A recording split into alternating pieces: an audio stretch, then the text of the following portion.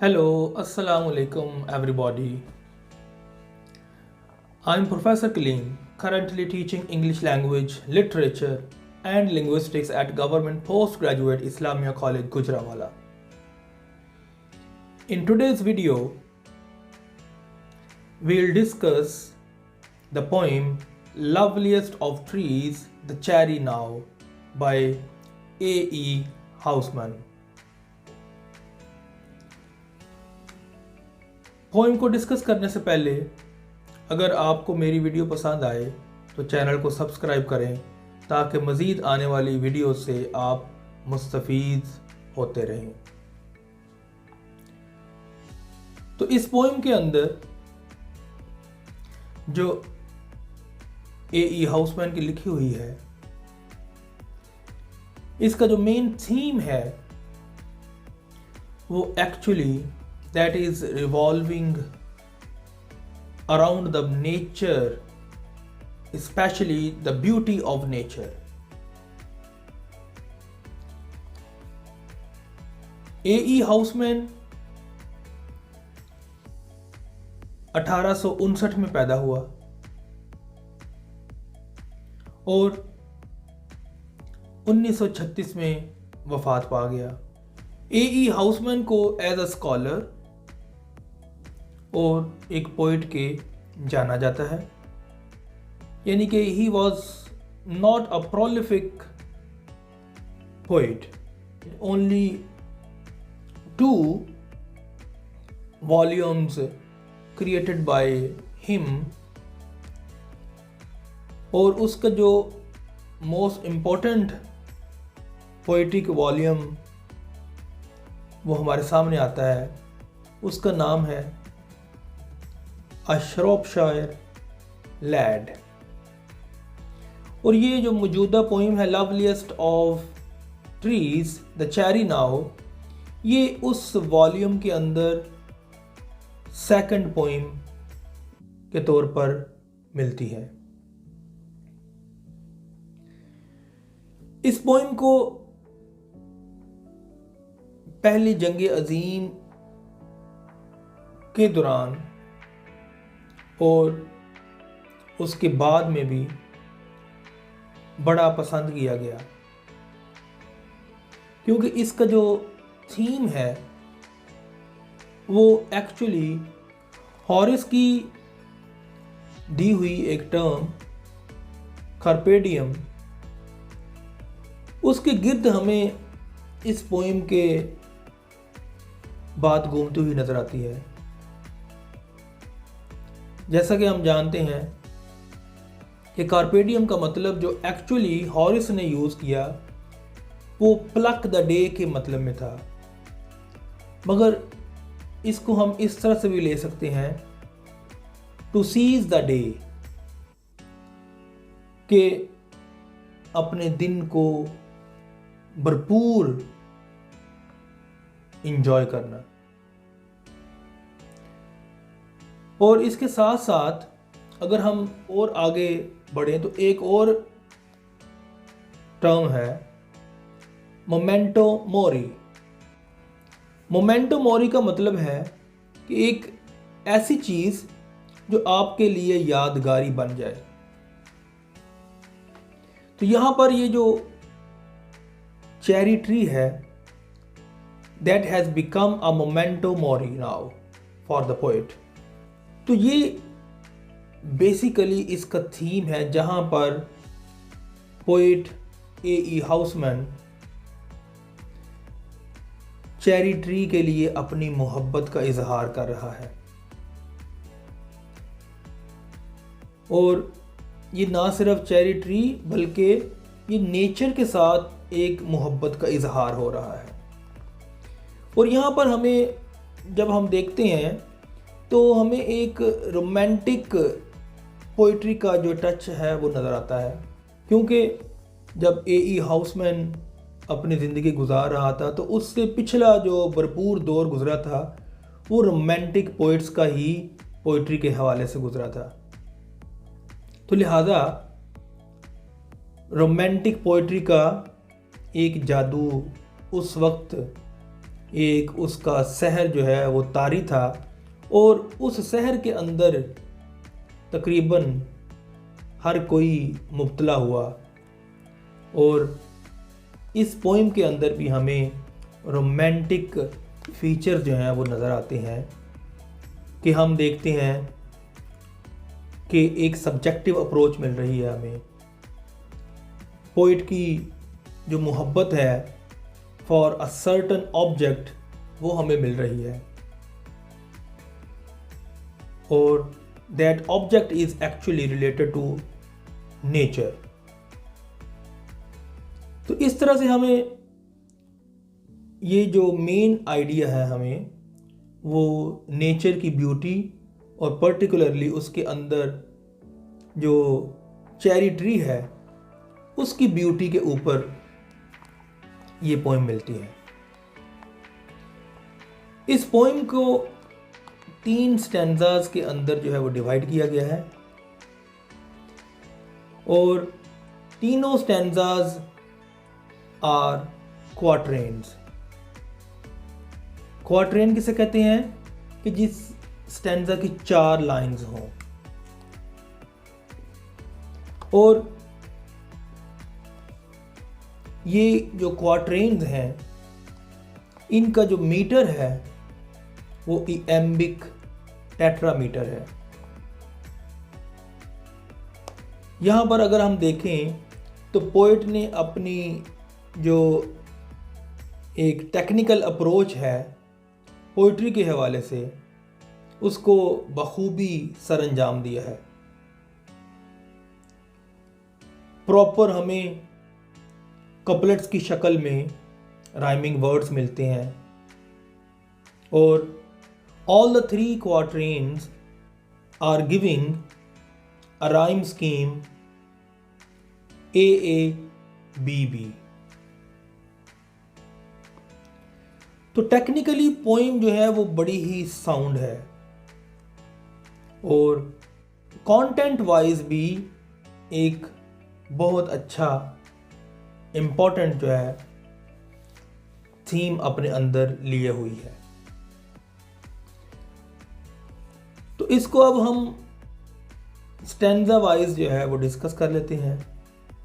तो first stanza, जिसको हम क्वाट्रेन भी कह सकते हैं, उसकी लाइंस कुछ ये हैं।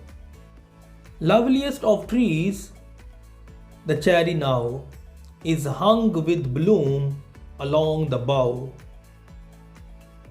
and stands about the woodland ride, wearing white for Easter tide. This is the first quatrain, the first stanza. और यहाँ पर हम देखते हैं कि पोएट अपना महबूब दरख्त चेरी का उसका जिक्र करते हुए उसको महबूब तरीन गर्दानते हुए उसको उसकी जो जगह है उसके हवाले से हमें बताते हुए कि वो कहाँ पर खड़ा है, कि जहाँ घोड़ों का एक रास्ता है वहाँ ये दरख्त जो है वो अपनी शान व शौकत के साथ खड़ा है। और वो जो शान व शौकत है उसकी वो और बढ़ जाती है कि उसका जो कलर है, उसके फूलों का कलर जो है वो वाइट कलर है, और white colour is actually the symbol of purity, the symbol of rebirth, particularly on the eve of Easter। क्योंकि हम जानते हैं कि ईस्टर जो है ये क्रिश्चियंस का एक त्यौहार है।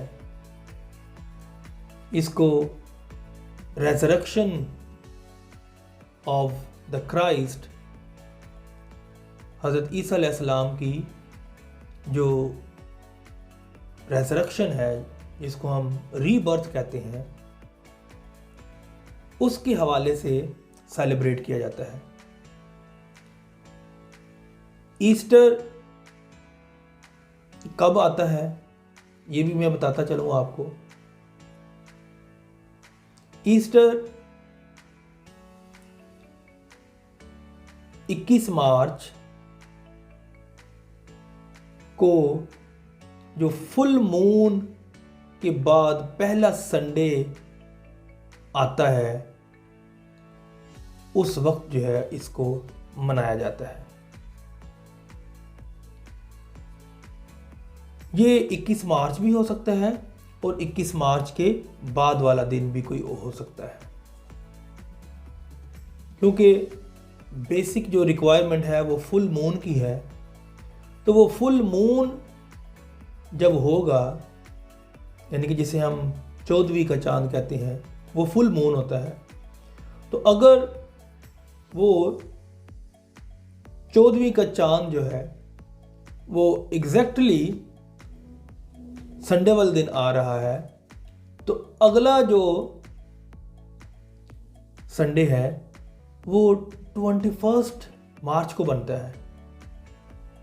तो इस तरह वो या तो 21 मार्च को होगा, या अगर 1-2 दिन का फर्क पड़ जाए तो वो आगे चला जाता है।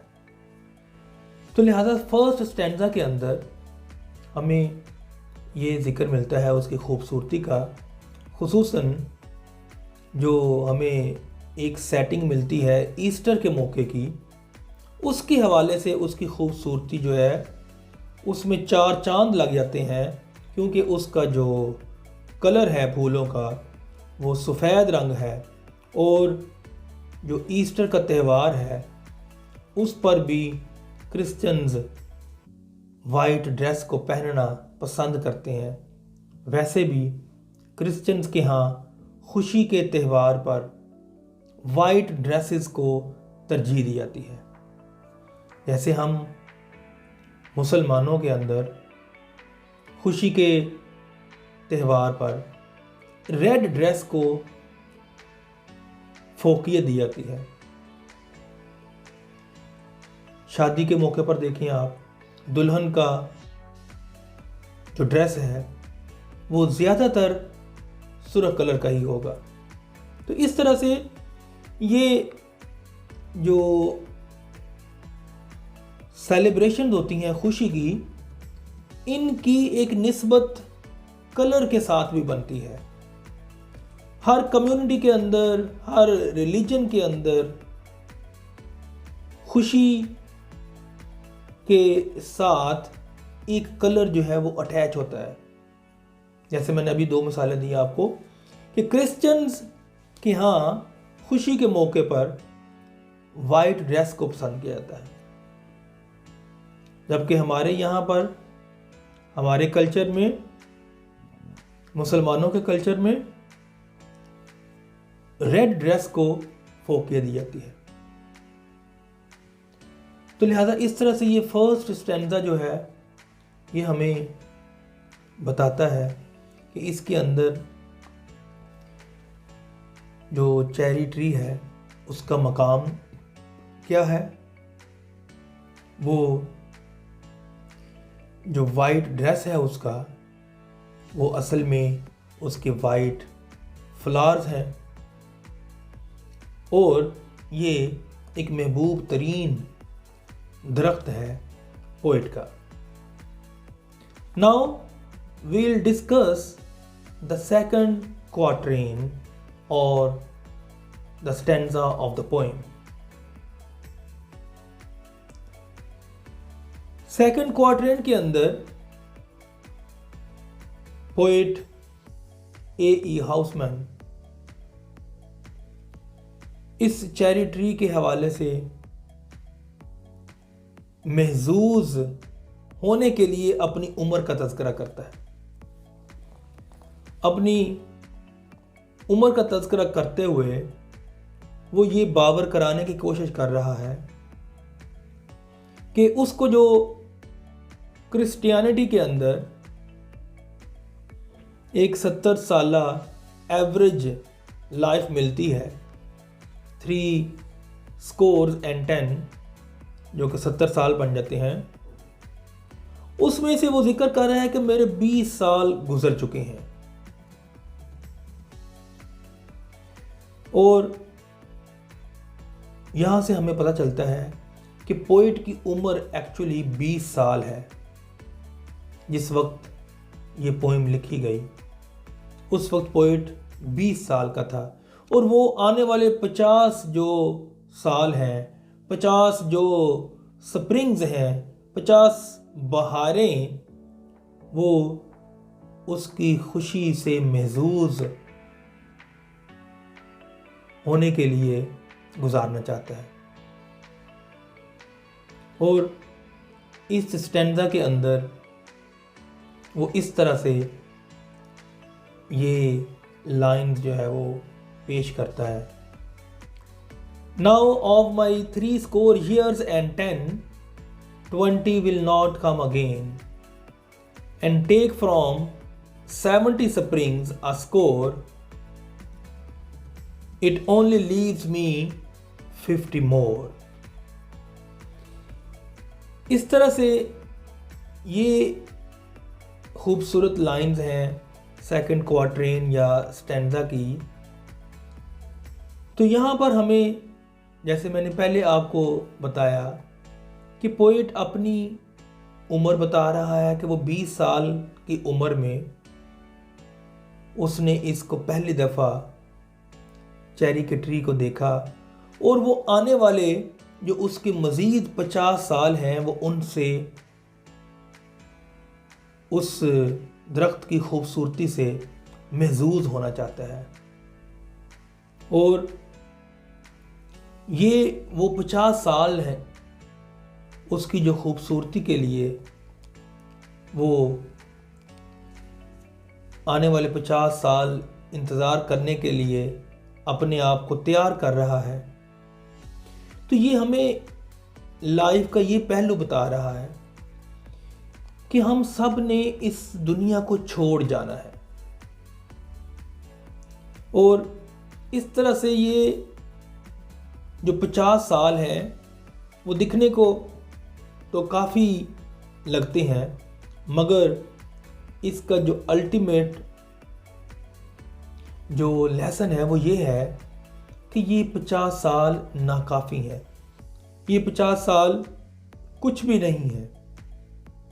और ख़ुसूसन जब इस पोइम को वॉर डेज़ के अंदर पढ़ा गया तो इसको बहुत पसंद किया गया कि ये जो दुनिया है इसके अंदर सीज द डे, कि अपने दिन को सेलिब्रेट करो, अपने दिन को एंजॉय करो।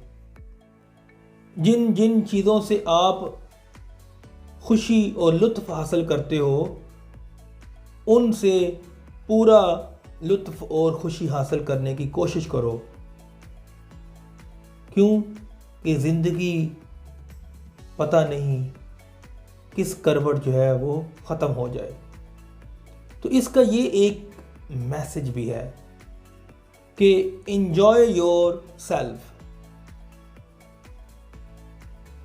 कि enjoy the beauty of the nature, particularly your favourite object of beauty. जैसा कि कीट्स ने क्या कमाल की एक लाइन ब्यूटी के हवाले से लिखी हुई है, a thing of beauty is a joy for ever. तो इस तरह यहाँ पर भी एक खूबसूरत चीज़ चेरी ट्री की शक्ल में पोइट के लिए एक ऐसी रानाई वाली चीज़ बनती है जिससे वो आने वाले 50 सालों में महजूज होना चाह रहा है। इसके बाद थर्ड स्टैंजा की तरफ हम मूव करते हैं, मगर मैं आपको रिमाइंड करवाता जाऊं कि सेकंड क्वार्टरेन के अंदर भी उसकी जो राइम स्कीम है वो A A B B है। और मैंने बताया कि मीटर यहाँ पर इएम्बिक टेट्रामीटर है। और यहाँ मुझे एक और पोइम याद आ रही है जो रॉबर्ट फ्रॉस्ट ने लिखी, stopping by woods on a snowy evening. तो ऐसा लगता है कि जैसे रॉबर्ट फ्रॉस्ट ने इस पोइम को मद्देनज़र रखते हुए लिखा। उसके अंदर भी स्नो का जिक्र है, उसके अंदर भी वुड्स का जिक्र है, उसके अंदर भी राइड का जिक्र है, और ये सारी चीज़ें ऑलरेडी इसके अंदर मौजूद हैं। और इससे भी बढ़कर कि रॉबर्ट फ्रॉस्ट ने भी सेम मीटर इस्तेमाल किया और उस पोइम के अंदर इसके साथ साथ क्वार्टरेन्स की शक्ल में पोइम को तख्लीक किया। मतलब कि काफ़ी सारी मुमासलत इन दो पोइम्स के अंदर हमें मिलती है। रॉबर्ट फ्रॉस्ट ने इस पोइम को मॉडल बनाते हुए क्वार्टरेन्स की शक्ल में लिखा, फिर उसके अंदर स्नो का जिक्र किया, उसके अंदर राइड का जिक्र किया, उसके अंदर वुड्स का जिक्र किया। ये तीनों चीज़ें loveliest of trees a cherry now इसके अंदर भी मिलती हैं। फिर ऑन द टेक्निकल साइड, जो पोइम की एक टेक्निकल साइड होती है जिसमें हम देखते हैं कि इसका मीटर कैसा है, तो वो मीटर भी सेम निकलता है। यानी कि loveliest of trees a cherry now के अंदर इएम्बिक टेट्रामीटर है, तो stopping by woods on a snowy evening by Robert Frost, इस पोइम के अंदर भी रॉबर्ट फ्रॉस्ट ने इएम्बिक टेट्रामीटर ही इस्तेमाल किया हुआ है। तो लिहाजा ये काफ़ी सारी मुमासलतें हमें नज़र आती हैं। तो इससे ये एक गुमान है, एक गालिब गुमान है कि रॉबर्ट फ्रॉस्ट ने इस पोइम को मॉडल बनाते हुए अपनी पोइम तख्लीक की। अब हम इसके लास्ट स्टैंजा की तरफ बढ़ते हैं। उसकी पहले मैं आपको लाइन्स सुनाता हूँ और फिर हम उसको डिस्कस करके क्लोज करते हैं। And since to look at things in bloom, 50 springs are little room. About the woodland I will go to see the cherry hung with snow. ये वो खूबसूरत 4 lines of the last stanza और the क्वार्टरेन की हैं, जहाँ पर poet एक resolution पेश कर रहा है, एक फाइनल नतीजा निकाल रहा है, और उसमें वो ये कह रहा है कि चेरी जैसे खूबसूरत दरख्त के लिए जो 50 साल है वो देखने के लिए नाकाफ़ी हैं। ये 50 साल लिटिल रूम उसने कहा है। लिटिल रूम से मुराद छोटा कमरा नहीं है। लिटिल रूम से मुराद लिटिल टाइम है, कि ये टाइम जो है वो बहुत थोड़ा है। इस दरख्त की खूबसूरती को देखने के लिए पोइट का गुमान है, पोइट का ये ख्याल है कि ये 50 साल थोड़े हैं, उसको 50 से ज़्यादा साल मिलने चाहिए। मगर जब हम उसकी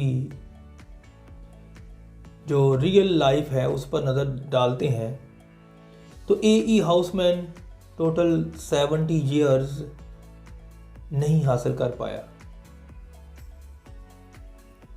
एनी हाउ, उसकी ये ख्वाहिश तो पूरी ना हो सकी, मगर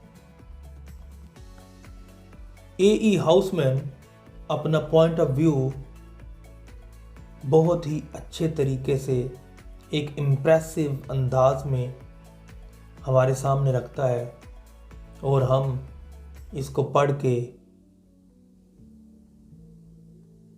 ऐसी ही फीलिंग्स अपने अंदर महसूस करते हैं जैसे कि उस वक्त श्रॉपशायर लैड ने महसूस की, क्योंकि ये पोइम आ श्रॉपशायर लैड नामी पोइम्स की किताब के अंदर दूसरी पोइम के तौर पर छपी हुई है।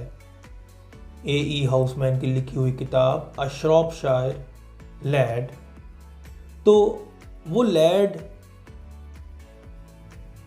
घोड़े पे सवार इस चेरी ट्री की खूबसूरती को देखने के लिए गया था और उसके बाद वो उसकी खूबसूरती का ऐसा दिलदादा हुआ, उसके बाद वो उसकी खूबसूरती के सहर में ऐसे काबू आया कि उसके लिए जो उसके आने वाले 50 साल हैं अगर उसको मिलते हैं, क्योंकि ये बिब्लिकल एक रेफरेंस है कि एक एवरेज एज जो इंसान की है अकॉर्डिंग टू क्रिश्चियनिटी वो 70 साल है। तो इस हवाले से वो मज़ीद 50 साल इस खूबसूरत दरख्त को देखना चाह रहा है, वो इसकी खूबसूरती को देखना चाह रहा है। लास्ट लाइन के अंदर हमें ये देखने को मिलता है कि स्नो का वर्ड यूज़ किया गया है। तो यहाँ पर स्टूडेंट्स बाज़ औक़ात कंफ्यूज हो जाते हैं कि ये स्नो अगर ज़िक्र हो रहा है तो फिर ये मौसम सरमा यानी विंटर हो सकता है, मगर ऐसा नहीं है। याद रखें कि ये स्नो का वर्ड उसके वाइट कलर के लिए यूज़ किया गया है और उसने अपनी जो राइम स्कीम है उसको बरकरार रखने के लिए ये स्नो का वर्ड यूज़ किया है।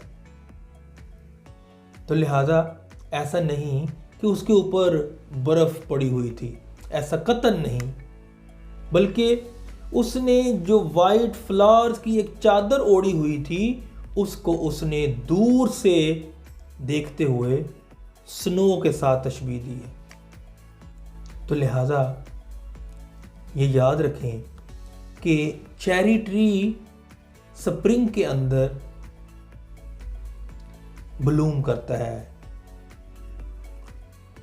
और जो स्प्रिंग का मौसम है उसमें बर्फ़ उस तरह से हमें नहीं मिल सकती जैसे कि विंटर के अंदर होती है।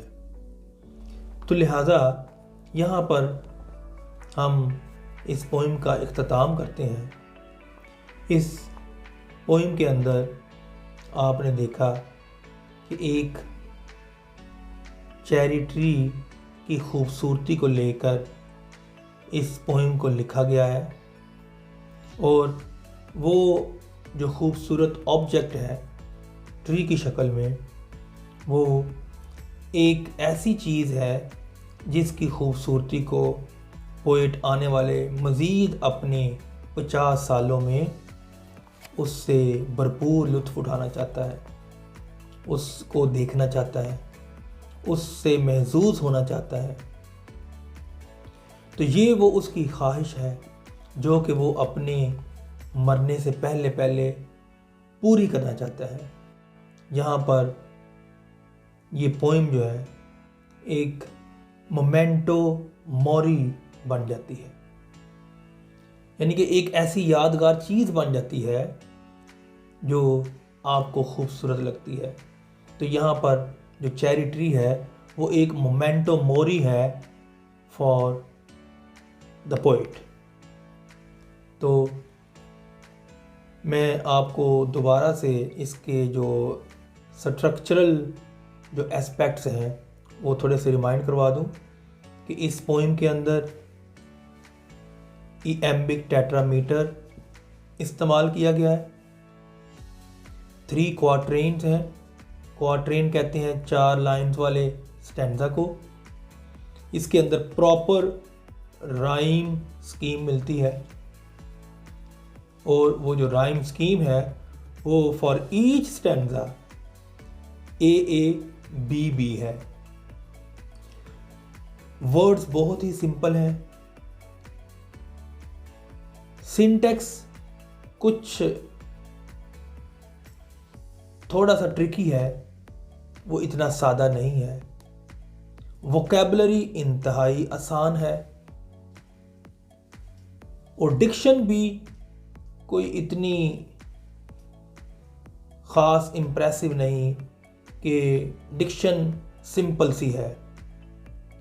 हमें डेली लाइफ के वर्ड्स मिलते हैं और ये एक ख़ासा था रोमांटिक पोइट्री का कि रोमांटिक पोइट्री के अंदर आप कोलोक्वियल वर्ड्स जो है वो यूज़ करते हैं, यानी कि आम रोज़मर्रा ज़िंदगी के अल्फाज इस्तेमाल करते हैं। और ये पोइम भी रोमांटिक जो पोइट्री है उस पर बेस कर रही है और हमें रोमांटिक पोइट्री के तमाम फीचर्स इस पोइम के अंदर से मिल रहे हैं। I hope you have understood the concept of this poem, and I hope you will remember these things. And now, goodbye till then.